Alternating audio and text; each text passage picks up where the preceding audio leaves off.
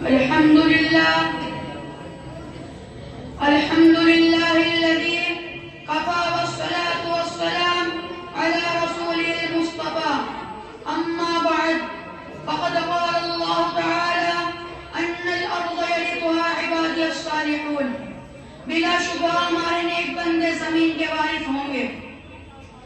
جب سر میں ہوائے طاعت تھی، سرسبز شجر امید کا تھا، جب سرسر عصیاں چلنے لگی، اس پیڑ نے پھلنا چھوڑ دیا.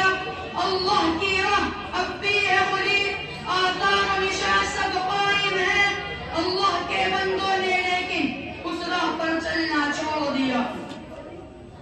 ذرا آپ اس زمانے کا تصور کریں جب یک و تنہا ایک 40 سالہ انسان نے اسلام کی آواز بلند کی، اور صرف 23 سال میں وہ آواز اتنی دور پہنچ گئی کہ تاریخ اس کی مثال دینے سے قاصر ہے.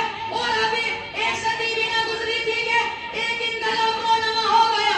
جو غریب تھے وہ امیر ہو گئے، جو بیچارے چرواہے کہے جاتے تھے وہ مسند اقتدار پر متمکن ہو گئے. دینا دنیا والے ان پر بدو کہا کرتے تھے، ان کا سیل روا اتنی تیزی سے بڑھا کہ خوبے مسکون عالم پر ان کے تحریم و تمدن کا ڈنکا بجنے لگا. تعلیم و تہذیب میں جو پچھلی صفوں میں تھے وہ امام بن گئے. انہوں نے یہ ثابت کر دیا کہ قرآن کا یہ اعلان اپنی جگہ درست تھا، ان الارض یرثها عبادی الصالحون.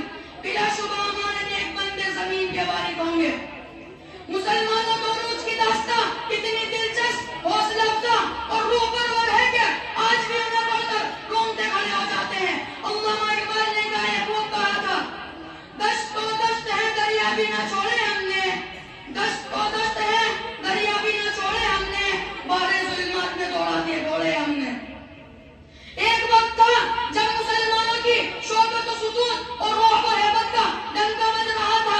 چارتانگ عالم میں ان کے عروج کی داستانیں پر زبان تھی. وہ نیک تھے، رازباز تھے، صاحب صلاحیت تھے، موجد تھے، محقق تھے، علم دوست تھے، اور سب سے بڑی بات یہ تھی کہ ان کے دلوں میں اللہ اور رسول سے اتنی محبت تھی کہ وہ جتنی اپنی مال و دولت اور عیال سے بھی نہیں کرتے تھے. یہی وجہ تھی کہ وہ جدھر رخ کرتے انہیں پتہ ہی نصیب ہوتی. جس سرزمین پر اپنے قدم اٹھتے وہ ان کے قدم چومنے کے لیے بے قرار نظر آتی.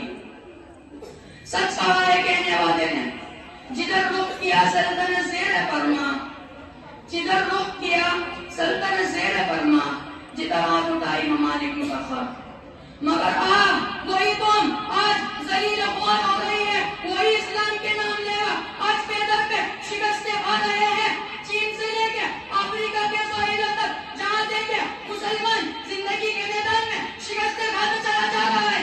آخر کیوں؟ کیا کبھی ہم نے سوچا ہے؟ سوچے اور سمجھے جن صفات نے ہمیں ترقی کے منازل لے کر آئے تھے، جن خوبیوں نے ہمیں بام عروج پر پہنچایا تھا، وہی خوبیاں اگر ہم پھر پیدا کر لیں تو یقین نہ کہ ہم سب چل کامیاب ہوں گے. دعا ہے کہ اللہ تبارک و تعالی ہمیں دنیا و آخرت کی ترقی سے مالا مال فرمائے. آمین. وآخر